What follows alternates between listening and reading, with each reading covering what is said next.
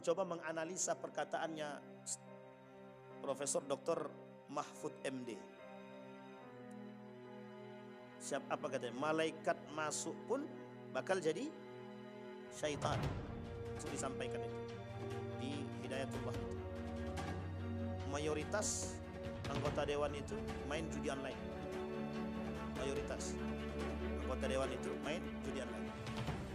Kita lihat Pak, kenapa mereka main judi online? Ternyata ada juga. Ya salah satu penyebabnya adalah ikut-ikutan.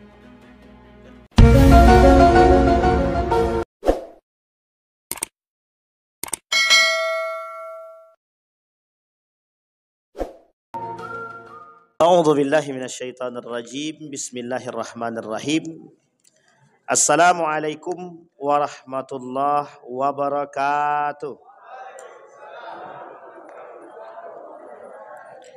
Alhamdulillahi rabbil alamin. Alhamdulillahilladzi arsala rasulahu bil huda wa dinil haqq liyudhhirahu 'alad dini kullih wa kafa billahi syahida. Asyhadu an la ilaha illallah wahdahu la syarika lah wa asyhadu anna Muhammadan abduhu wa rasuluh la nabiyya ba'd. Allahumma salli wa sallim wa barik ala hadzal nabiyil karim. Allahumma salli ala Muhammad wa ala ali Muhammad fil alamin innaka Hamidum Majid. Ya ayyuhalladzina amanu taqullaha wa qulu qawlan sadida yuslih lakum a'malakum wa yaghfir lakum dhunubakum wa may yuti'illaha wa rasulahu faqad faza fawzan azimah. Puji syukur kehadirat Allah dengan mengucapkan alhamdulillahirabbil alamin.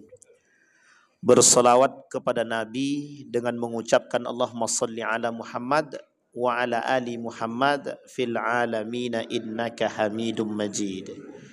Bapak Ibu sekalian yang berbahagia, berdoa kepada Allah senantiasa Allah ridai, Allah berkahi, insyaallah husnul khatimah. Amin ya rabbal alamin.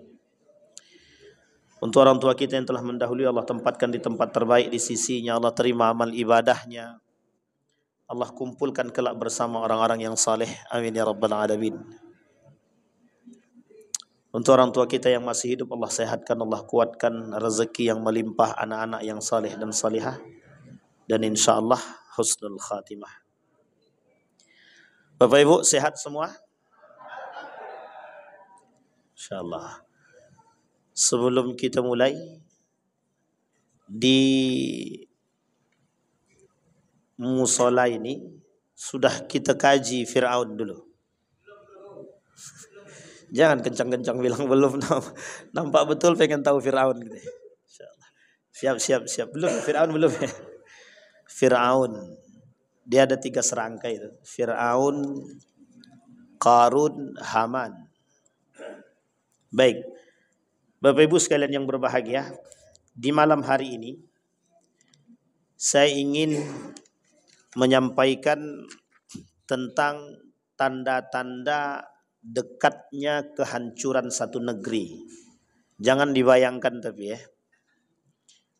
Nanti digandeng Pak, digandeng tanda-tanda kebangkitan satu negeri. Insya Allah, kalau Allah panjangkan umur. Jadi nanti detik-detik kehancuran satu negeri itu sebabnya apa? Dan nanti akan kita gandeng, akan kita dampingi dengan detik-detik kebangkitan Islam atau kebangkitan satu negeri yang berpegang teguh dengan agama.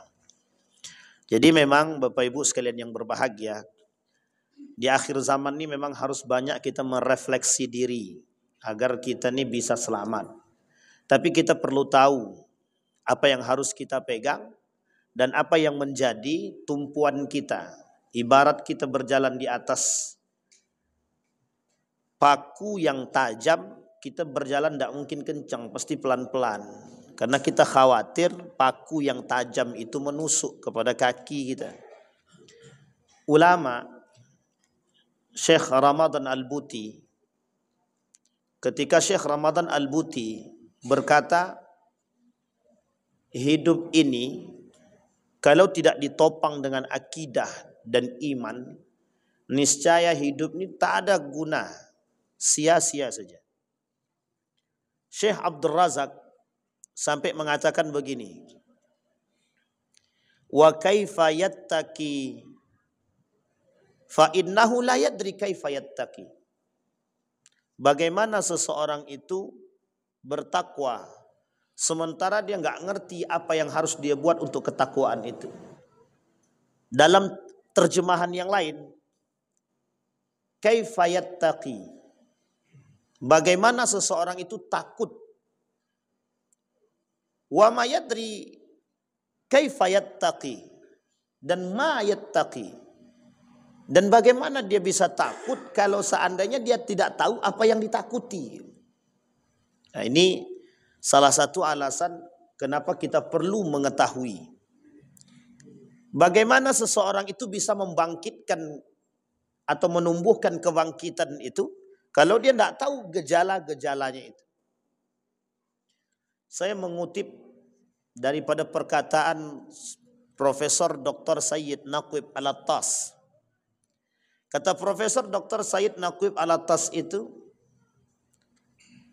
kehancuran generasi itu banyak sebab. Kehancuran peradaban Islam ini banyak sebab.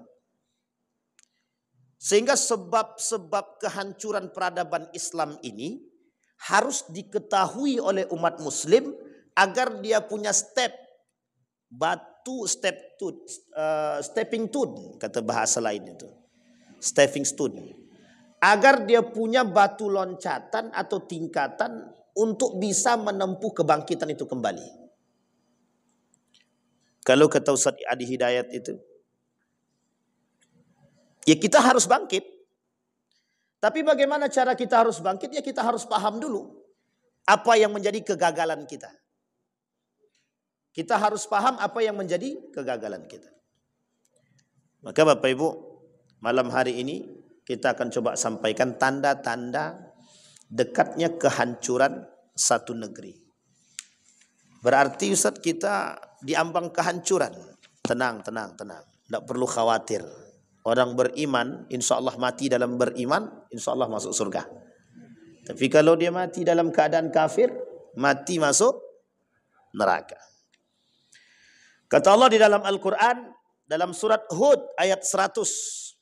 Dzalika min anba'il qura, min anba'il qura. Naqussuhu 'alaik minha qa'imun wa hasid. Itulah sebagian daripada berita-berita negeri yang telah dibinasakan, yang kami ceritakan kepadamu Muhammad.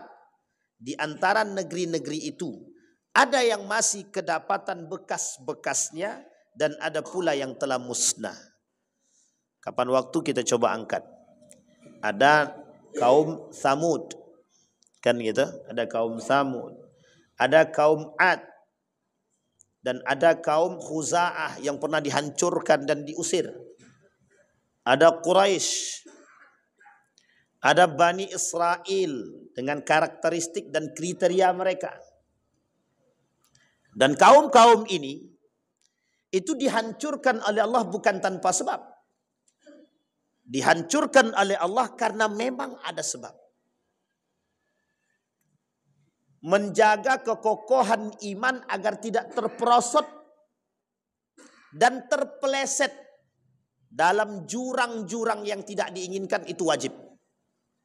Maka kita khawatir ketidaktahuan kita menyebab terjebaknya kita dalam kehancuran. Adapun tanda-tanda kehancuran satu negeri itu, kata Allah di dalam Al-Quran, wa kadzalika ja'alna fi kulli qaryatin akabira mujrimiha. Kata Allah, liyamkuru fiha wa ma yamkuruna illa bi anfusihim wa ma yash'urun. Kata Allah, dan demikian kami adakan pada tiap-tiap negeri pembesar-pembesar yang jahat agar mereka melakukan tipu daya dalam negeri tersebut.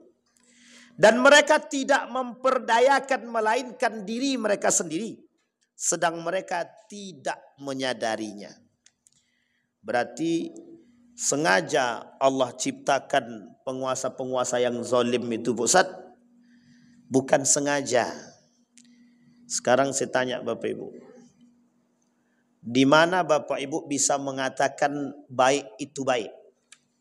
Kapan kita bisa katakan baik itu baik? Kalau ada yang jahat. Kapan kita katakan orang itu kaya? Kalau kita nampak orang itu atau kurang berkecukupan. Kaya lawan katanya bukan miskin. Lawan kata kaya itu berkecukupan. Maka banyak orang kaya tapi miskin. Kenapa? Orang kaya yang tidak berkecukupan. Maka dalam Al-Quran Allah sebut aghna wa aqna. La'allahu aghna wa aqna. Kata Allah, aghna kaya, wa aqna orang yang puas, merasa berkecukupan. Ada orang yang tidak pernah merasa berkecukupan. Nah, orang yang miskin itu di dalam Al-Quran itu orang yang tidak pernah merasa berkecukupan. Sehingga sekalipun dia punya rumah melimpah, tapi ketika masih punya sifat tidak merasa tidak cukup, itulah yang disebut dengan miskin. Karena dia pasti akan terus kejar. Baik, jadi lawan katanya itu. Kita terjemahkan tadi sudah. Sekarang kita lihat tafsirnya Bapak Ibu. Kata Allah dalam Al-Quran, kami ciptakan, kami jadikan sebagian di antara para pembesar-pembesar itu di tengah kalian itu akabira mujrimiha yang jahat. Agar kalian tahu liyamkuru fid din. Dan mereka akan melakukan tipu daya kepada kalian. Dan sesungguhnya mereka sedang membuat tipu daya pada diri mereka sendiri. Ini contohnya adalah penguasa-penguasa yang zalim. Penguasa yang zalim ini, mengapa Allah tampilkan ke hadapan kita agar kita tidak mencontoh perbuatan tersebut? Satu. Yang kedua, agar kita mengetahui bagaimana cara mengatasi pemimpin-pemimpin yang zalim, yang merusak. Yang ketiga, mengambil ibrah terbaik dalam setiap perbuatan yang mereka lakukan. Yang keempat,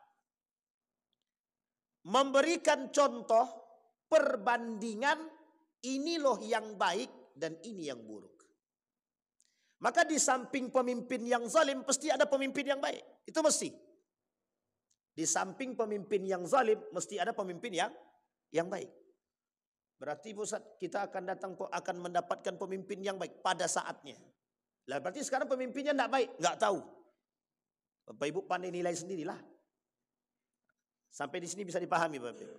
Jadi kalau ada karakter-karakter itu, maka bisa dipastikan insya Allah baik. Tapi kalau tidak ada karakter-karakter ketakwaan, itu agak susah juga. Maka setiap sesuatu dibalik pemimpin yang zalim, mesti Allah sudah siapkan pemimpin-pemimpin yang baik. Pertanyaannya, apakah Allah jadikan tanpa sebab atau dengan sebab? Kata Allah, proses itu penting. Awamil, proses. Bapak Ibu pengen jadi baik, tapi kalau tidak punya proses untuk menuju kebaikan, tidak akan jadi baik kita. Kata para ulama itu, tidak ada sesuatu yang instan. Kita pengen pemimpin kita yang baik, yang bertakwa, tapi kita pilih pemimpin peminum khamar. Tapi kan kita nggak tahu jalan hidup orang. Ustaz, bisa jadi ketika jadi pemimpin dia bertobat, alhamdulillah. Atau justru malah sebaliknya. Kita pilih pemimpin-pemimpin yang menurut kita baik, tapi ternyata ketika duduk malah dia tidak jadi baik. Maka tolak ukur. Salah satu tolak ukur memilih pemimpin itu adalah harus didasari pada yang pertama, karakter ketakwaan dia. Kemudian yang kedua, itu harus dijadikan sandaran sholatnya. Maka ada pertanyaan, ada pemimpin yang tidak terlalu beriman, tapi cakap dalam komunikasi dan berani. Yang kedua, ada pemimpin beriman tapi kurang berani. Bapak Ibu pilih yang mana? Pertama atau kedua? Ada pemimpin beriman tapi kurang berani dan kurang cakap. Yang kedua, ada pemimpin kurang beriman tapi pemberani. Pilih yang mana? Yang ketiga. Yang ketiga berani dan inilah ya. Berani dan cakap gitu ya. Ya kalau begitu semua harapan kita begitu. Tapi kalau tidak ada pilihan lain bagaimana? Dan ini apa yang ado lah. Kalau apa yang ado selesai. Bapak Ibu, di dalam Al-Quran itu disampaikan begini. Karakter pemimpin adalah cerminan daripada karakter masyarakat. Jadi kalau masyarakatnya baik, insya Allah milih pemimpin baik pasti. Tapi kalau masyarakatnya kurang baik, maka dia akan memilih sama seperti diri dia. Maka kata para ulama, pemimpin cerminan rakyat. Pemimpin itu cerminan para pemilih. Ya aku tak pernah milih dia, Pak Ustaz, bagaimana? Nah, ini yang menjadi persoalan kita. Kembali kepada poin tadi. Di dalam hadis Nabi ada dua hadis. Kata baginda Nabi Muhammad SAW ketika berbicara dengan iblis, man rufaqa'uka min ummati gitu, yaumal qiyamah. Siapa kawanmu kelak di hari kiamat? Wahai iblis, kata Rasul. Dijawab sama iblis, hum asyara. Mereka ada 10 golongan gitu.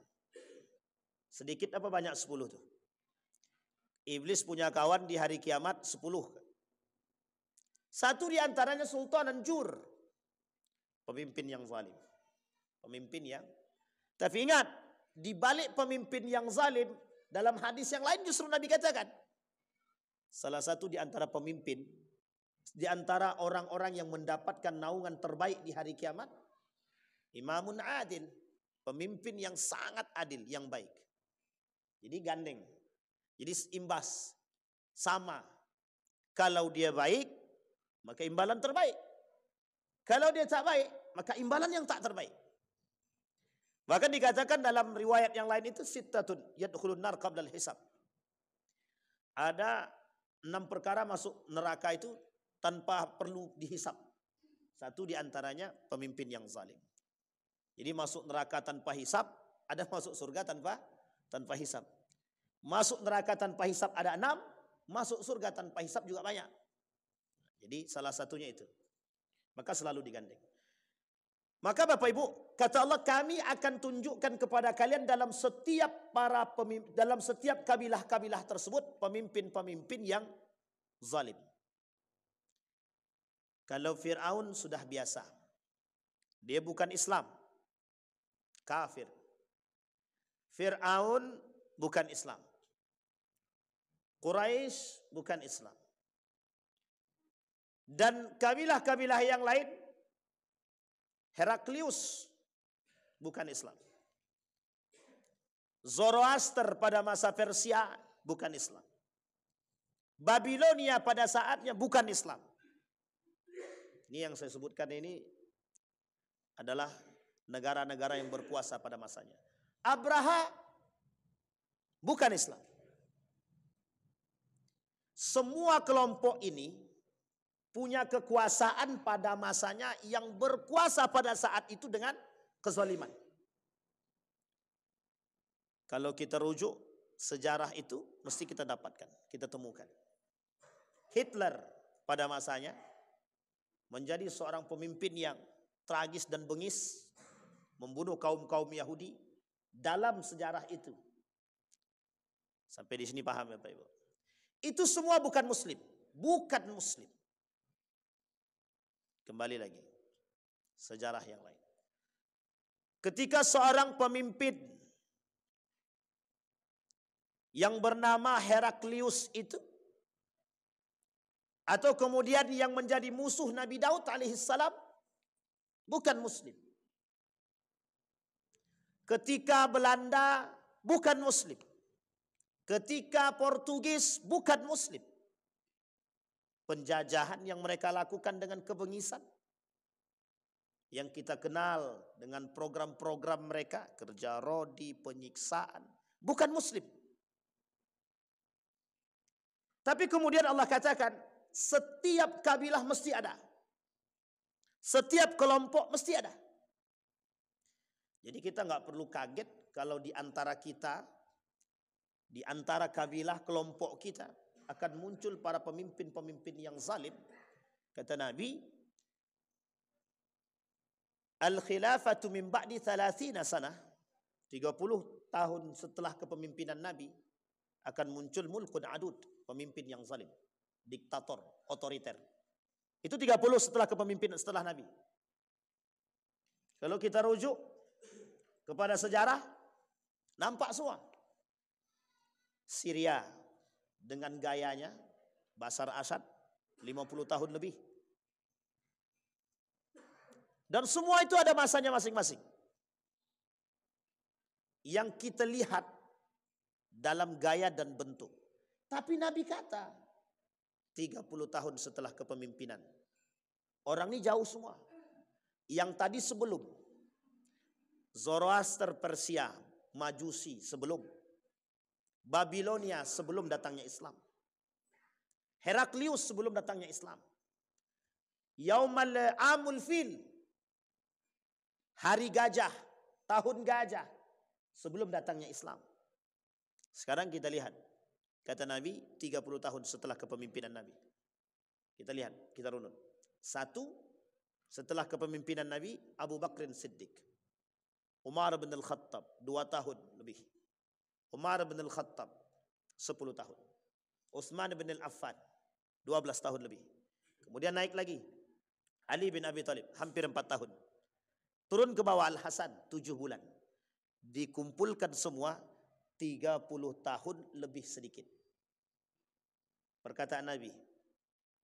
Muncul setelah itu, kepemimpinan setelahnya Muawiyah bin Abi Sufyan, Yazid bin Muawiyah, Muawiyah kedua, Muawiyah pertama, Muawiyah kedua, dinasti Umayyah. Turun ke bawah, Abbasiyah, turun ke bawah, sampai Andalusia, turun ke bawah. Muncul yang disebut dengan dinasti Utsmaniyah, kepemimpinan Utsman. Bukan Utsmannya, tapi dari keturunan-keturunan Utsmaniyah, Turki Utsmani. Sampai di sini paham. Perhatikan baik-baik dalam setiap kelompok ini. Setiap kelompok-kelompok ini, hancurnya kerajaan itu di tangan pemimpin-pemimpin yang zalim. Kita lihat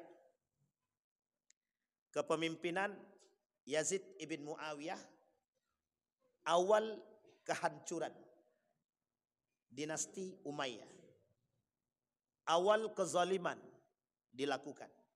Jadi kalau Bapak Ibu bertanya, pada masa siapa terjadi nepotisme pertama dalam kerajaan Islam? Terjadi pada masa Muawiyah ibn Abi Sufyan yang mengingkari perjanjian bersama dengan para ulama-ulama dan sahabat. Siapa yang dia pilih? Yazid bin Muawiyah, yang sebagian besar daripada ulama Syam Damaskus ketika itu menyepakati akan kefasikan Yazid. Kezaliman Yazid diketahui dengan minum khamarnya, main perempuannya, judinya, itu yang dilakukan oleh Yazid bin Muawiyah. Sampai di sini paham, Pak? Dari dinasti Umayyah, di akhir kepemimpinan dinasti Umayyah, mulai para pemimpinnya cinta kepada dunia, harta, main perempuan. Mohon maaf. Ini agak sedikit sensitif, tapi harus kita sampaikan. Karena faktor runtuhnya dinasti Umayyah itu di situ. Yang ketiga, nepotismenya tinggi. Nepotismenya tinggi. Sehingga mohon maaf, dinasti Abbasiyah melihat kekacauan yang terjadi, tak lagi percaya dengan dinasti Umayyah, mereka berperang, Pak, perang saudara. Direbutlah kekuasaan dinasti Umayyah oleh dinasti Abbasiyah dengan cara sama. Ketika dia merebut kepada Al-Hasan, itu juga yang dilakukan oleh dinasti Abbasiyah, termasuk salah satu niat mereka membalas dendam atas kematian daripada keluarga baginda Nabi Muhammad SAW. Jadi Pak, di balik sejarah munculnya dinasti Abbasiyah itu Bapak Ibu, ada rasa kebencian dan dendam yang tertanam akan terbunuhnya, atas terbunuhnya keluarga baginda Nabi Muhammad SAW. Dinasti Abbasiyah ini bagian daripada keluarga Nabi. Kita mulai. Dinasti Abbasiyah. Di antara kelompok dinasti Abbasiyah, ada enggak pemimpin yang zalim? Ada. Di akhir kepemimpinan dinasti Abbasiyah, 2 khalifah terakhir. Hampir. Apa yang tak mereka lakukan? Pemimpinnya memperkaya diri. Cinta terhadap harta juga. Yang kedua, nepotisme kencang. Yang ketiga, perjudian merajalela. Perjudian merajalela. Jadi ketidakadilan nampak. Mulai muncul pemimpin-pemimpin yang otoriter, diktator. Yang tidak suka, geser. Yang menentang, bunuh. Sampai sini paham ya Bapak Ibu ya? Kan Indonesia pernah terjadi pada masanya. Jadi ini harus paham. Jadi dinasti Umayyah, dinasti Umayyah. Ketika kekuasaan berada di antara kondisi yang tidak stabil, yang kezalimannya mulai meningkat, itu tanda-tanda kehancuran mulai nampak. Runtuh, berpisah, berpencar sebagian kerajaan-kerajaan Islam yang kecil, yang tadinya masih bergabung dengan dinasti Abbasiyah. Apa yang terjadi? Mongol membumi hanguskan dinasti Abbasiyah, dihabisi semua. Satu di antara peninggalan paling cemerlang pada masa dinasti Abbasiyah itu ada yang disebut dengan perpustakaan. Jadi pada masa itu nanti ada dalam sejarah itu perkembangan teknologi, ilmu pengetahuan dan teknologi dalam Islam itu dimulai di akhir kepemimpinan dinasti Umayyah, disambung dan dilanjut pada masa dinasti Abbasiyah. Itu cemerlang sekali.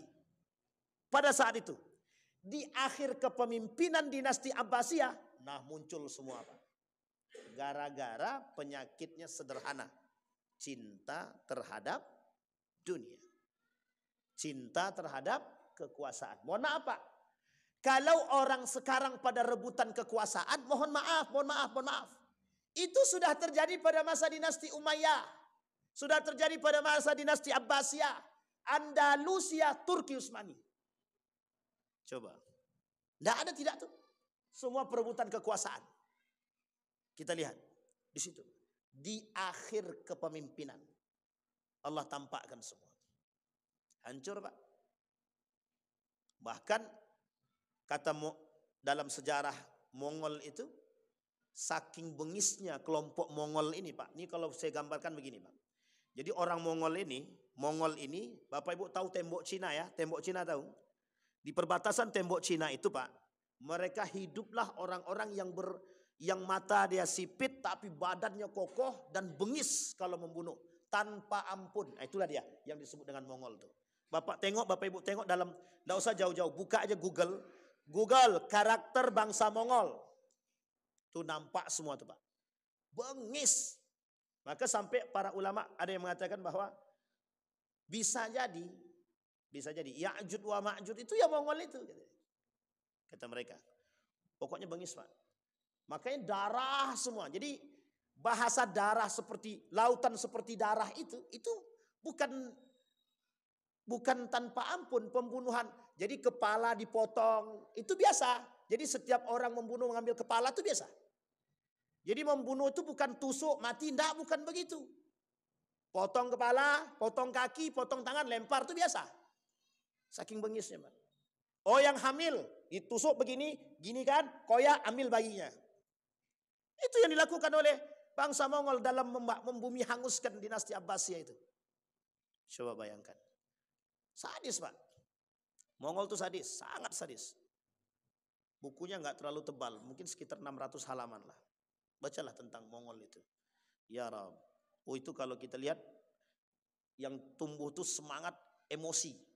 Berani tak berani belakangan dulu. Tapi kalau nengok karakternya Pak, kalau kita baca karakter mereka dalam membunuh dinasti Abbasiyah itu, ya Arab. Pengen rasanya kita ikut berjuang bareng gitu. Karena memang minta ampun Pak. Sampai digambarkan itu bisa jadi ini Ya'juj wa Ma'juj kata mereka. Baik, kembali kepada poin tadi.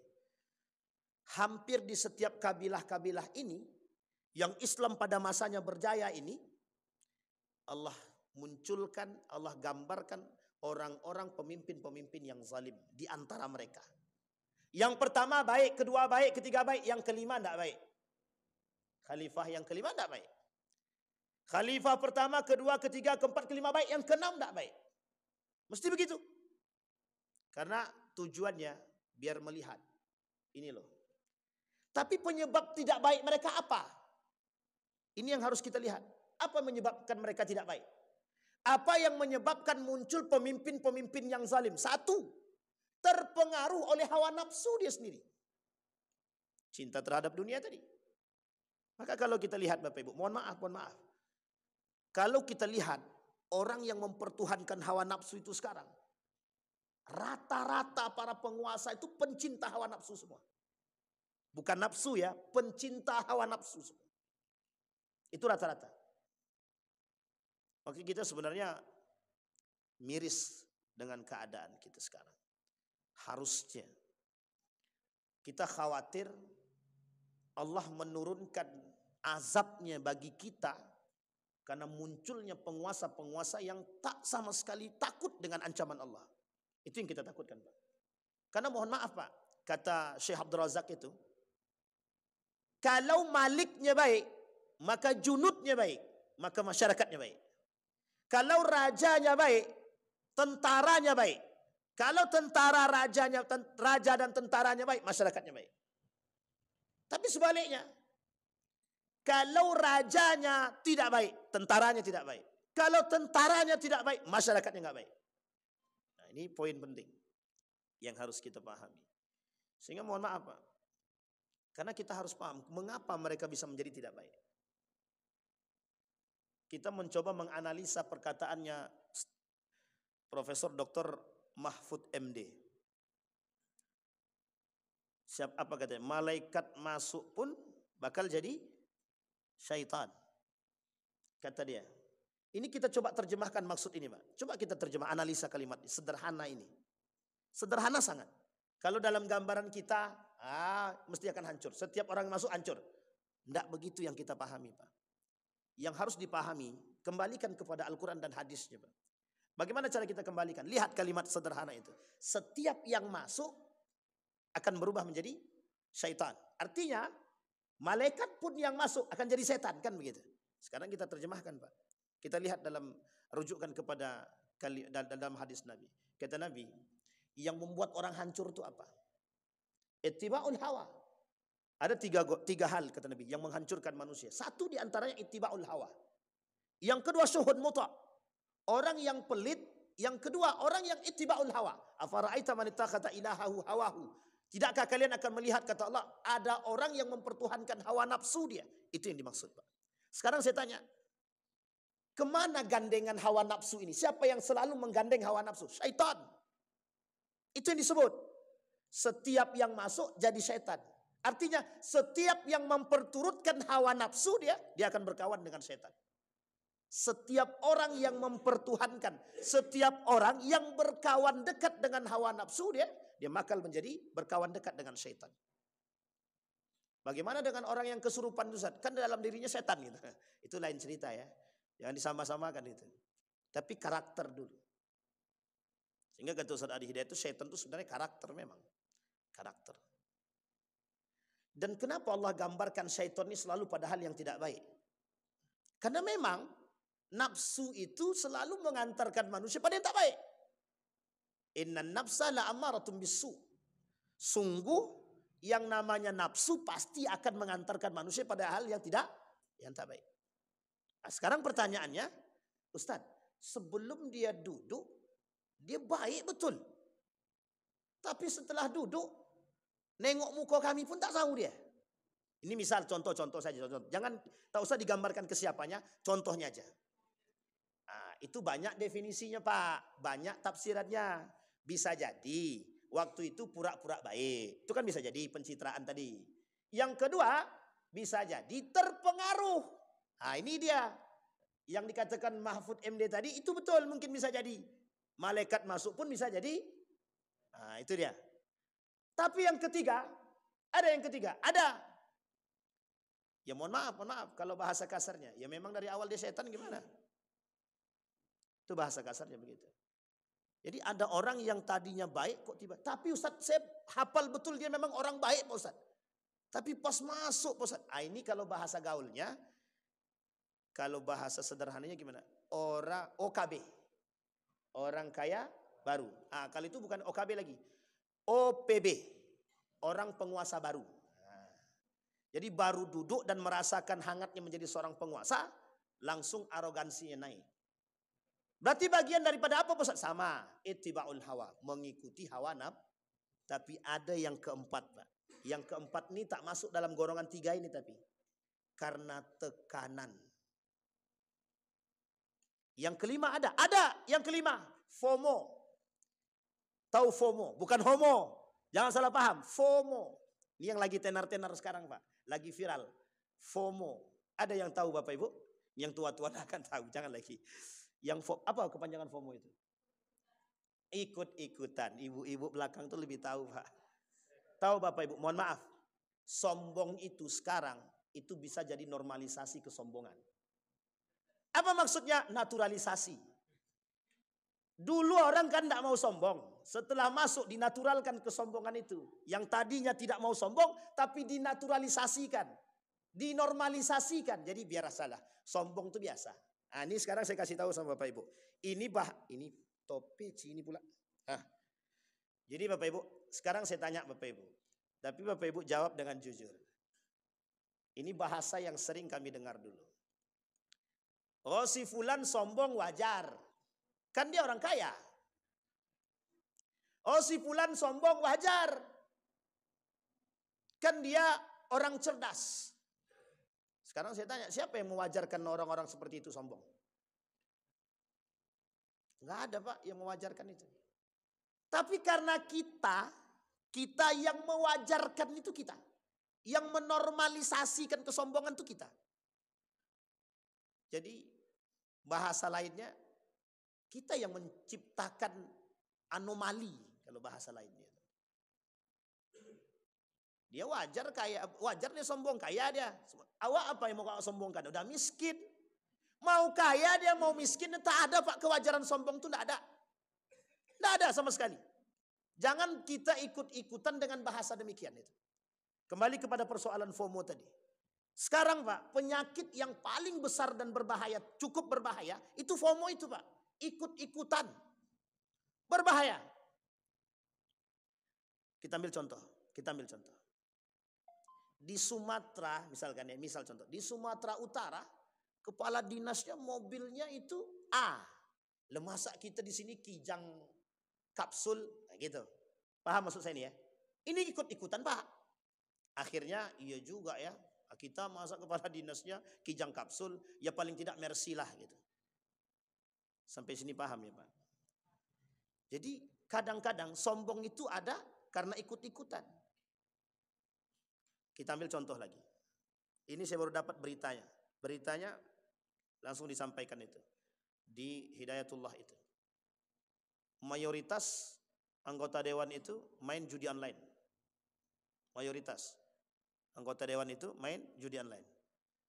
Kita lihat Pak, kenapa mereka main judi online? Ternyata ada juga. Ya salah satu penyebabnya adalah ikut-ikutan. Karena bahasanya kalau ndak main judi, ndak yes. Gitu. Sampai sini paham ya? Sama Pak, karakter sekarang begitu. Anak-anak muda sekarang kan karakternya begitu. FOMO semua Pak. Kalau aku ndak pakai iPhone, ndak wow.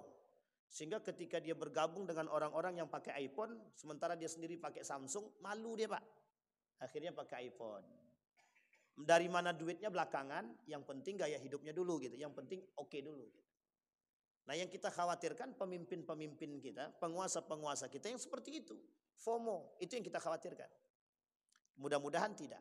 Kita selalu berdoa kepada Allah agar pemimpin-pemimpin kita ini dijaga. Dan tidak didatangkan pemimpin-pemimpin yang zalim, yang memang mereka, mohon maaf, durhaka kepada rakyat dia. Itu yang kita tidak mau. Sampai di sini paham ya Bapak Ibu ya? Itu. Jadi ittiba'ul hawa, mengikuti hawa nafsu. Penyebab seorang pemimpin itu zalim adalah karena ittiba'ul hawa. Kenapa mereka yang tadinya baik menjadi tidak baik? Karena ittiba'ul hawa. Semua karena pengaruh hawa nafsu. Itu yang pertama. Sebab kehancuran satu negeri. Apa kata Allah dalam Al-Quran? Wa idh najjaynakum min ali fir'auna yasumunakum su'al adab yudabbihuna abna'akum wa yastahyuna nisa'akum wa fi dzalikum bala'um min rabbikum azim. Ini salah satu karakter. Contohnya Fir'aun. Fir'aun zalimnya jelas. Nah, maka ada 19 karakter Fir'aun dalam Al-Quran. InsyaAllah kapan waktu kalau kita ketemu lagi dengan izin Allah kita sampaikan. 19 karakter Fir'aun dalam Al-Quran. Kira-kira ada enggak pada diri kita yang 19 itu? Nah, itu pandai-pandailah. Kalau ada cepat taubat biar enggak dipanggil Fir'aun. Nanti Fir'aun betul lah kawan satu itu. Awak yang takutnya kita kasih tahu karakternya, besok nampak kawan Fir'aun sini kau. Nah, itu yang jadi masalah. Baik. Yang kedua, karakter daripada tanda-tanda dekatnya kehancuran satu negeri. Kata Allah, kata seorang ulama tadi, orang kaya yang durhaka. Ini ada pengecualiannya ya Pak ya. Orang kaya yang durhaka. Kalau orang kaya yang beriman itu kebangkitan. Kalau orang kaya yang durhaka itu tanda-tanda. Sekarang saya tanya dulu. Sekarang orang sekarang nih banyak yang kaya atau ingin menjadi kaya? Ingin jadi kaya ya Pak ya. Bukan kaya beneran ya, tapi ingin menjadi kaya. Yang kedua pertanyaannya. Apa yang mereka lakukan agar menjadi kaya? Nah, itu abang tuh yang jawab ya, bukan saya ya. Menghalalkan semua cara kata beliau. Sebagian. Sebagian apa? Kecil atau besar? Masya Allah. Itu sakit hati namanya. Baik. Orang kaya yang durhaka. Dulu Pak, saya pernah dikomentari oleh seorang jamaah itu ketika sengisi itu tentang persoalan ini. Apa kata dia? Habis selesai kajian dia datang. Ustaz, bisa enggak Ustaz tidak usah mencemooh orang kaya terus? Kan masih banyak orang kaya yang beriman. Terus dengan gaya emosi dia Pak, mau kayaknya emosi lah karena dia gelagatan ngomongnya kayak ini gitu. Ya, kenapa Pak? Oh karena dia orang kaya. Tapi tak pula kaya. Saya bilang sama beliau, abang tadi dengar dengan baik? Saya bilang, iya dia dengar dengan baik, makanya saya tanya sama Ustaz gitu. Abang tak bertanya, abang berkomentar, mengkantar. Saya bilang, tadi kan saya bilang orang kaya yang durhaka. Abang kaya apa tidak? Nah, tak berani dia jawab. Karena kalau dia bilang jawab kaya sombong kan. Kalau tidak dijawab agak ragu juga dia. Nah, karena Pak, ini ada, kenapa saya bilang begini? Karena memang banyak komentarnya begini. Kenapa selalu orang kaya yang kena? Bukan selalu. Tapi memang hadisnya bicara tentang itu. Tidak mungkin pula kita buat hadisnya A kemudian kita jadikan B, itu tidak mungkin Pak. Orang beriman kita tidak perlu komentari Pak. Karena memang sudah betul. Sampai di sini paham ya Bapak Ibu ya. Sehingga perlu kita paham. Loh kenapa orang kaya terus yang harus disampaikan? Biar orang kaya itu sadar diri. Saya bilang karena dia sudah naik tinggi juga. Saya tinggi juga. Biar orang kaya itu sadar diri. Dan semoga abang kaya tidak durhaka. Saya bilang gitu. Tutup selesai. Habis itu tak bicara lagi dia. Sampai makan, selesai makan. Salam, dah selesai. Pulang. Saya bilang. Karena memang. Bapak Ibu mohon maaf. Saya ceritakan di mana-mana tentang Harun Ar-Rasyid. Yang uniknya dalam cerita Harun Ar-Rasyid itu. Dia hanya disindir orang gila. Ini masih mending yang menyindir itu orang sehat. Kalau orang gila yang nyindir, saya yakin tidak akan sadar dia Pak. Kalau dia aja gila ngapain kita? Padahal waktu itu yang nyindirnya Harun Ar-Rasyid itu, orang itu bukan gila beneran. Gila kepada Allah. Artinya ahlus sufi. Orang sufi yang mengingatkan, yang cintanya kepada Allah. Itu karena Harun Ar-Rasyid cinta kepada Allahnya kuat. Tunduk dia Pak, nangis dia. Kalau sekarang nangis atau diusirnya kita? Nauzubillah, nauzubillah, semua nauzubillah. Jangan suuzon. Baik. Apa kata mereka dalam surat Saba ayat 34? Kami lebih banyak mempunyai harta dan anak-anak daripada kamu, dan kami sesekali tidak akan diazab. Apa kata mereka? Bani Israel itu menentang Nabi Musa. Apa kata dia? Musa, kami punya banyak anak, kami punya banyak harta. Tuhanmu sesekali tidak akan pernah mengazab kami. Sekali didoakan sama Nabi Musa, kalang kabut dia. Sampai sini paham ya? Musa, kau gila. Bukan Nabi Musa, Nabi Nuh. Kau buat perahu, padahal banjir tidak, hujan pun tidak. Coba bayangkan. Itu karakter, Pak. Karakter. Kalau Fir'aun ini udah mungkin kalau bahasa lain memang itu yang menjadi sandaran kezaliman. Tak ada manusia di muka bumi ini, tidak ada manusia di muka bumi ini sekarang lebih berbahaya daripada Fir'aun itu tidak ada. Tidak ada. Paling sanggup, sombongnya, angkuhnya seberapa sih tingginya? Tidak ada apa yang melampaui Fir'aun, tidak ada. Tidak ada.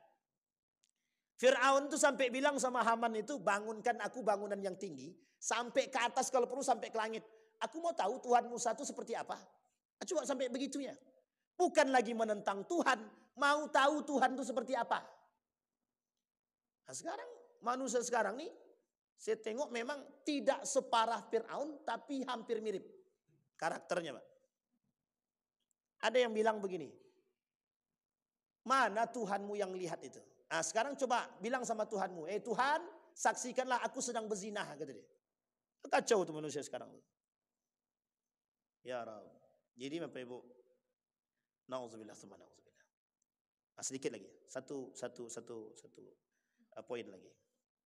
Jadi Bapak Ibu, kembali kepada poin tadi. Kata Allah dalam hadisnya begini. Abghadu salasan wa bughdi li salasin asyad. Dia hadisnya panjang, saya potong tengahnya aja. Aku benci 3 perkara, kata Allah. Tapi ada 3 perkara yang jauh lebih aku benci. Ini hadisnya qudsi. Yang 3 di antara 3 tadi, aku benci orang kaya yang sombong. Abghadu al-ghaniyil mutakabbir. Aku benci sekali dengan orang kaya yang sombong. Tapi lihat kalimat selanjutnya. Wa bughdi lil faqiril mutakabbir asyad. Tapi kebencianku terhadap orang miskin yang songong jauh lebih aku benci. Nah, itu yang kita maksud, Pak. Jadi mohon maaf. Kekayaan itu anugerah dari Allah. Jangan sampai kekayaan dari anugerah, ya, kekayaan yang Allah berikan sebagai bentuk anugerah ini kita samakan dengan atau menjadikan kita seperti Qarun yang mohon maaf merasa hebat terhadap harta yang dia miliki, seolah-olah tidak ada campur tangan Tuhan. Salah satu karakter kesombongan seperti ini terhadap orang-orang yang memiliki harta itu, mereka yang enggan berzakat dan yang tak mau bersedekah dan anti terhadap orang-orang yang fuqara wal masakin.